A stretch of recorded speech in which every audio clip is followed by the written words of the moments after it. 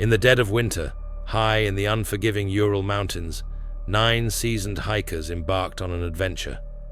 Days later, their lifeless bodies were discovered under circumstances so bizarre, they've baffled experts for over 6 decades.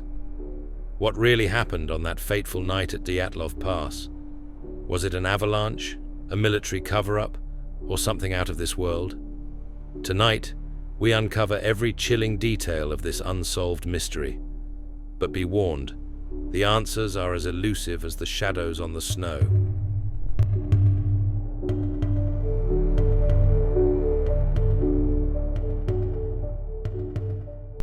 The story begins in January 1959, when a group of 10 Soviet hikers set out on a trek through the Ural Mountains.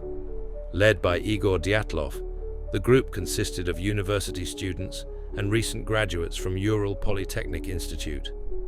These were experienced adventurers, skilled in navigating harsh terrains and extreme weather conditions. However, early into the journey, one member, Yuri Yudin, was forced to turn back due to illness. This decision would ultimately save his life, leaving 9 hikers to continue the expedition. Their goal? To reach Otorten, a remote mountain whose name ominously translates to "Don't go there" in the indigenous Mansi language. The journey was meant to be challenging but achievable for this seasoned team. Spirits were high as they began their expedition, documenting every step with photographs and diary entries. But this adventure would take a turn no one could have predicted.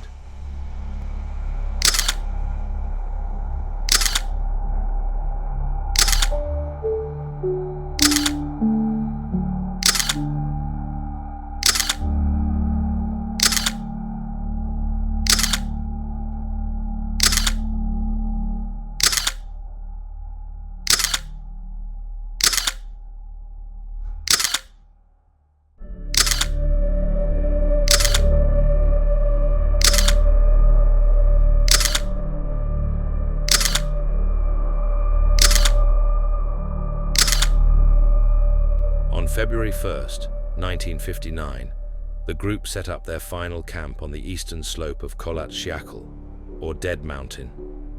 It's unclear why they chose this exposed location instead of a nearby forested area that offered shelter. Perhaps they wanted to push through difficult conditions or document the experience. The next morning, the world would lose contact with them forever. When the hikers failed to return on their scheduled date, a search party was dispatched. What rescuers found defied all logic. Their tent was discovered first, partially buried in snow and inexplicably torn open from the inside. Nearby, footprints, some barefoot, led away from the site, scattering into the wilderness.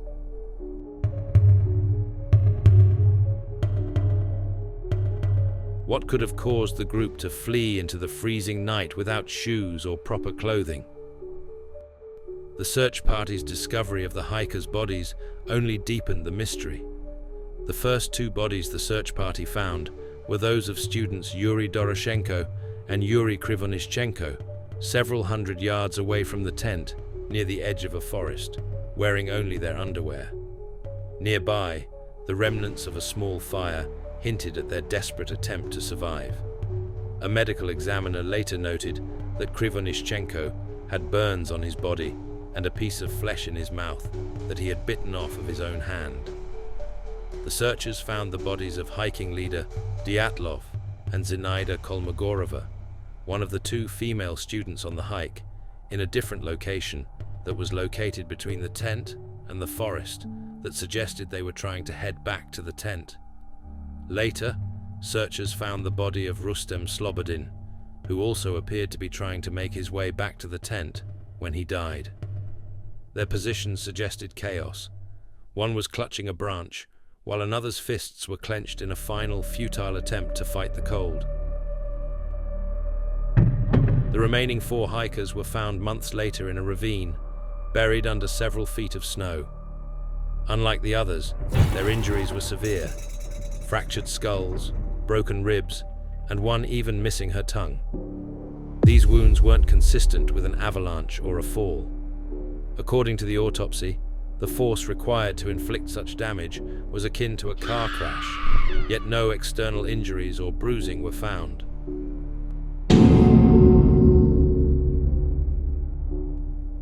Five students appeared to have died from hypothermia, which can cause erratic behavior and paradoxical undressing, a phenomenon in which people start to undress because they feel hot, even though they are freezing to death.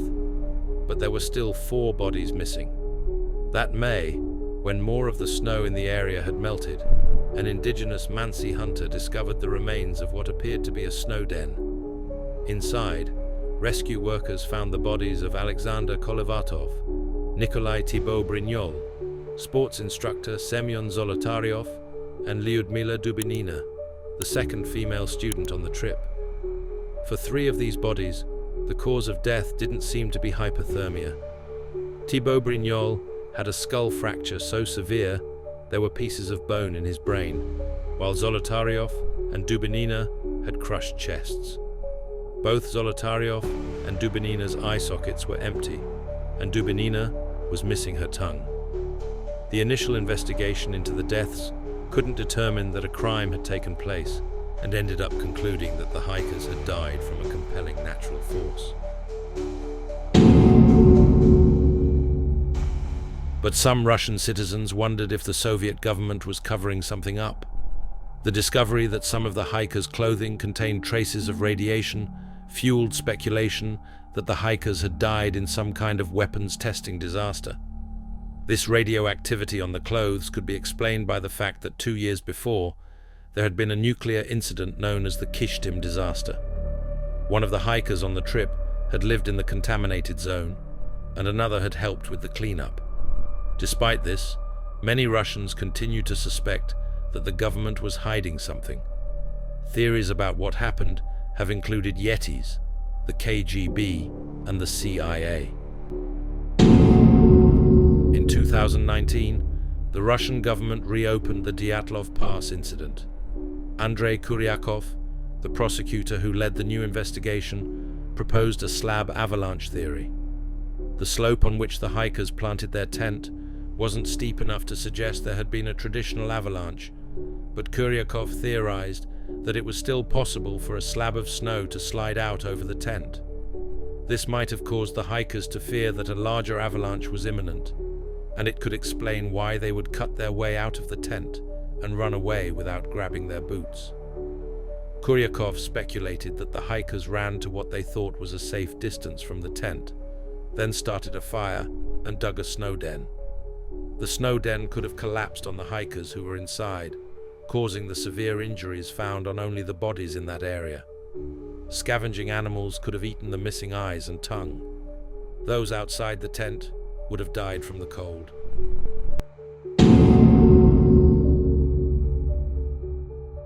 After Kuryakov released his theory, 2 researchers in Switzerland decided to test it. In 2021, Johann Gaume and Alexander M. Puzrin published a paper in Communications, Earth and Environment that used a mathematical model to determine if a slab avalanche was possible, given the location of the tent and the weather conditions at the time. They concluded that it was indeed possible. Whether it really happened that way is another matter. We do not claim that now we have a final explanation of what happened, says Puzrin, who is a professor of geomechanics and geosystems engineering at ETH Zurich. But we added plausibility to the avalanche theory. What they're describing is possible, says Ethan Green, director of the Colorado Avalanche Information Center. Is it likely? That's pretty hard to tell. Jim McElwain, a professor of geohazards at Durham University, points out that slab avalanches usually occur at steeper inclines than the one in the Dyatlov Pass incident. It's unlikely, but that doesn't stop it being the best explanation, he says. I don't know what else it could be.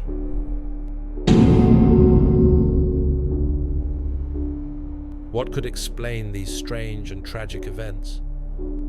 Over the years, countless other theories have emerged, each more puzzling than the last. Let's explore the most compelling ones.